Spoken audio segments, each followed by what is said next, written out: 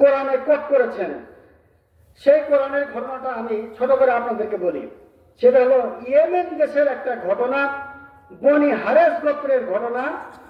তাদের একটা বাগান ছিল, সে বাগানটাকে আল্লাহ তাআলা কোরআনে জান্নাত বলেছেন। বলেন সুবহানাল্লাহ।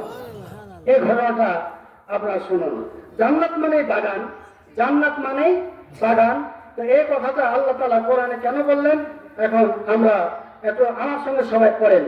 আউযু বিল্লাহি মিনাশ শাইতানির রাজিম। বিসমিল্লাহির রাহমানির রাহিম।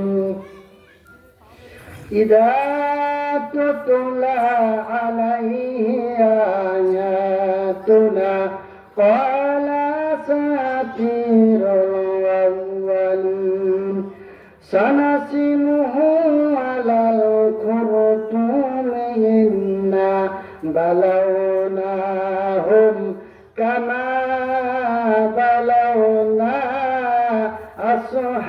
আসহাবাল জান্নাহ।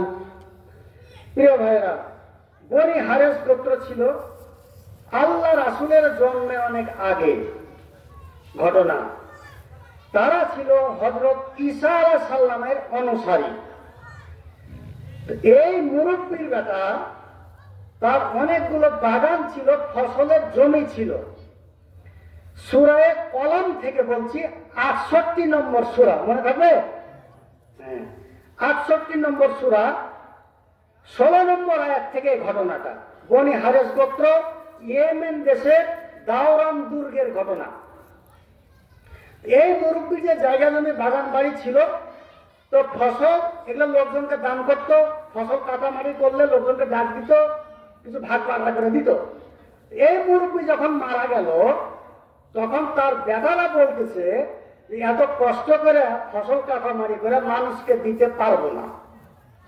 কথা বলছেন? মানুষকে দিতে দিব না। কথা বলছেন না? দিব না। তখন আর এক ভাই বলতেছে যে ফসল না হয় দিবে না, কিন্তু লোকজন যদি দেখে তাহলে কি করবে, যদি চাই তাহলে কি করবে? বলছে না, ওরা খালি তো চাইলে তো হবে না, সে ব্যবস্থা জানি, রাত ১২টায় ফসল কাটবো। এটা কোরআনের ঘটনা বলছি, কিন্তু রাত কয়টায়? ১২টা। ভালো করে শুনেন। বলে রাত ১২টায় ফসল কাটবো, কেউ দেখতে পাবে না। ঠিক আছে? তারা তখন বলে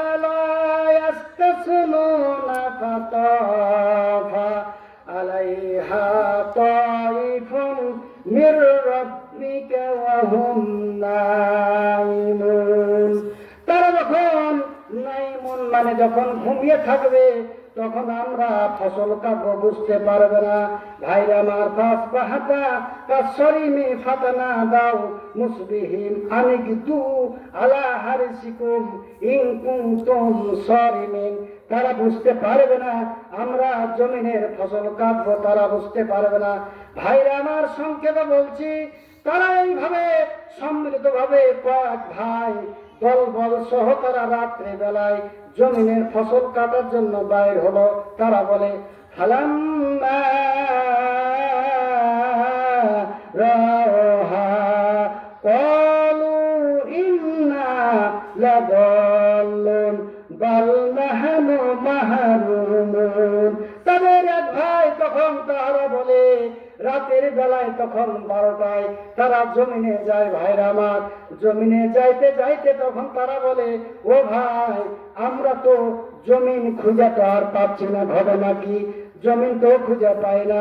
তখন তারা বলে, তারা বলে সুবহানা রাব্বিনা ইন্না কুন্না জালিমিন।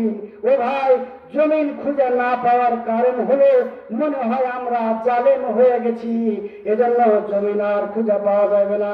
ভাইরা আমার, তাদের একজন বলেছে আমরা রাস্তা ভুল করেছি, আর মনে হয় আমরা আর খুঁজে পাবো না।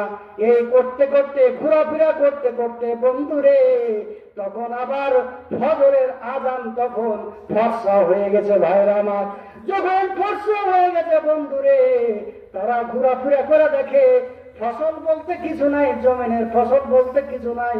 ধুধু প্রান্তর করে আল্লাহ তাআলা রাতের বেলাতে সব মরুভূমি করে দিয়েছেন, বলেন সুবহানাল্লাহ। এই কলমের ঘটনা, দাওরান দুর্গের বনি হারেস গোত্রের ঘটনা ভাইরা আমার। এই জন্য জমিনের ফসল আর আপনার টাকা পয়সা যা কিছু আল্লাহ দিয়েছেন, এইগুলো যদি আপনি আল্লাহ রাস্তায় যদি না দেন, তাহলে আল্লাহ তাআলা আপনার অজান্তে ধ্বংস করে দেবেন, বলেন নাউজুবিল্লাহ। প্রিয় বন্ধুরা আমার, এই জন্য এই জীবনের মালিক আল্লাহ। জীবনের মালিক কে? জীবনের মালিক কে? মতের মালিক কে? আল্লাহ। আল্লাহ বলছেন, ইন্নাল্লাহা আশতারা মিনাল মুমিনিনা আনফুসাহুম ওয়া আমওয়ালাহুম বিআন্না লাহুমুল জান্নাহ। নিশ্চয় আল্লাহ তাআলা মুমিনের জান এবং মাল খরিদ করে নিয়েছেন জান্নাতের বিনিময়ে। বলেন কিসের বিনিময়ে? কিসের বিনিময়ে বলেন? জান্নাতের বিনিময়ে। জান আর মাল তো আল্লাহ নিয়ে নিয়েছেন, তার বিনিময়ে আল্লাহ জান্নাত দিবেন। এজন্য জানও আমার নয়, মালও আমার নয়। আপনি আল্লাহ রাস্তায় আপনি জীবনের সময় যত দিবেন, তত ইজ্জত সম্মান আল্লাহ আপনার বাড়িয়ে দিবেন। আর আল্লাহ রাস্তায় আপনি যত দান করবেন, আপনার নিয়ামত দানকে আল্লাহ আরো বাড়িয়ে দিবেন, বলে সুবহানাল্লাহ। এই মসজিদ হলো আল্লাহর ঘর। কার ঘর? মসজিদ কার ঘর? আল্লাহর ঘর। প্রিয় ভাইরা আমার, এই জন্য আসেন, কোন একজন ভাই সর্বপ্রথম এই আল্লাহর ঘরে কত টাকা সর্বোচ্চ দিবেন আমরা